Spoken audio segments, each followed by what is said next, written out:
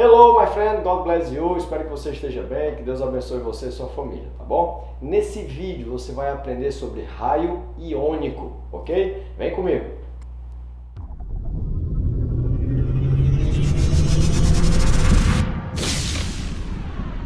Olha só, raio iônico.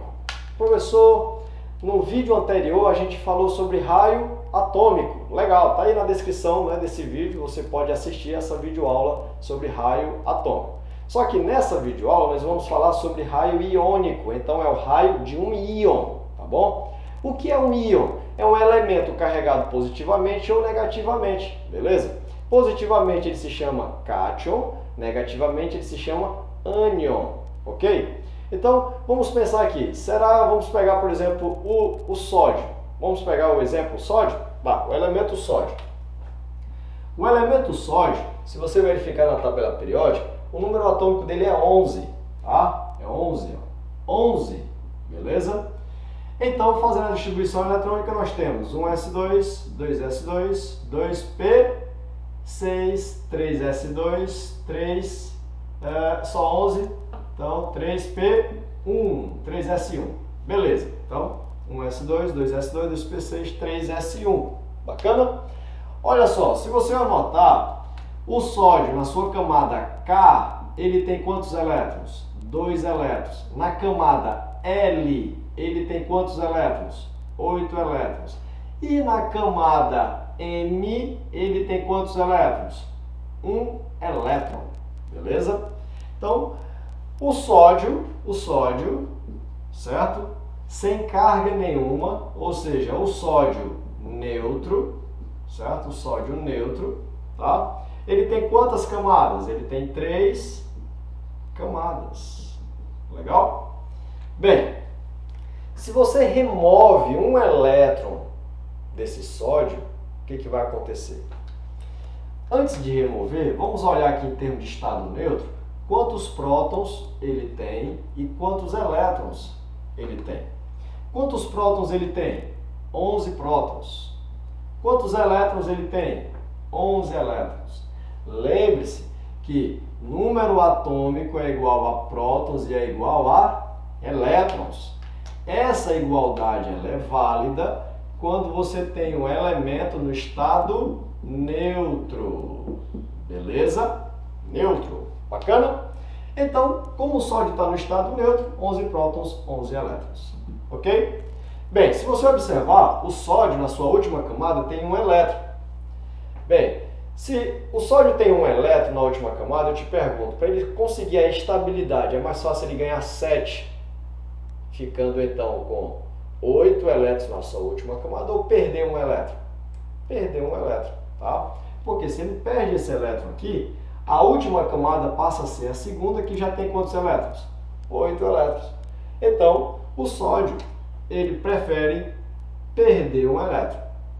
Quando ele perde um elétron, ele passa a ser agora o quê? Sódio 11 mais 1. Opa! Então agora nós temos o quê? Um íon. Nós temos um íon que é o sódio, beleza? Vamos fazer a distribuição eletrônica desse cara? A distribuição eletrônica dele vai ser 1s2, 2s2, 2p6. E o 3s1? Ele perdeu o elétron, ok?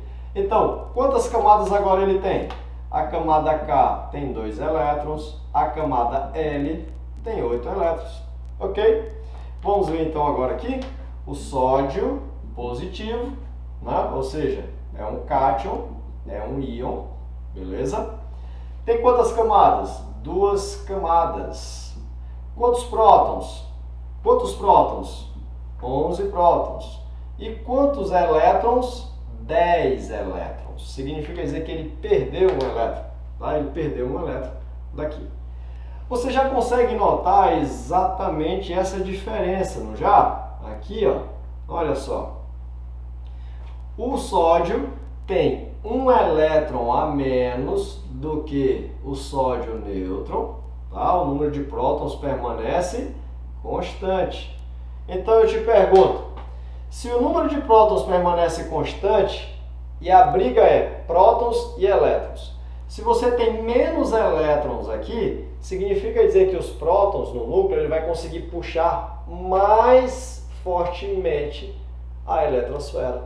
Com isso, o que vai acontecer? Ele vai diminuir o seu raio atômico, ok?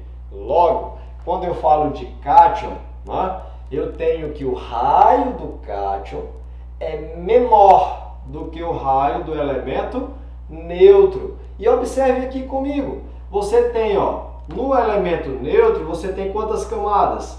3 camadas. E o elemento aqui, ó, o íon, tem quantas camadas? 2 camadas. Diminuiu a quantidade de camadas, entendeu? No vídeo anterior, quando a gente fala de raio atômico, quanto maior o número de camadas, lógico, comparando o mesmo grupo, você tem um aumento do raio. Aqui é o mesmo elemento, você diminuiu o número de camadas. Então, o que aconteceu? De fato, ele diminuiu. Logo, para ratificar e chegarmos a um ponto final, podemos afirmar que o raio do Na+, é menor do que o raio de quem? Do sódio, beleza? O sódio neutro e o cátion, certo? Logo, nós ainda podemos ratificar mais ainda, dizendo o seguinte, que o raio de um cátion, certo? De um cátion, será sempre menor do que o raio de um elemento neutro, beleza? Então podemos fechar o nosso raciocínio dessa forma, ok? Então o raio do cátion é sempre menor do que o raio de um elemento neutro, legal? Professor, e no caso do ânion, como é que é? Ó, o ânion significa dizer que ele ganhou elétrons.